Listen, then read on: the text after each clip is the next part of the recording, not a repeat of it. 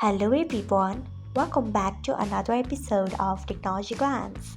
Today in this video, I'm going to guide you through how you can disable Fanboy anti-chat apps on Brave. So let's get started. Firstly, open Brave browser in your device, then tap on three dots icon, next tap on settings.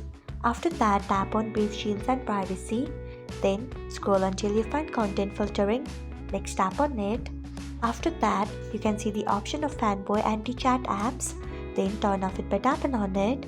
So, this is how you can disable Fanboy anti-chat apps on Brave. Thanks for watching. If you found this guide helpful, we would love it if you hit the thumbs up button below.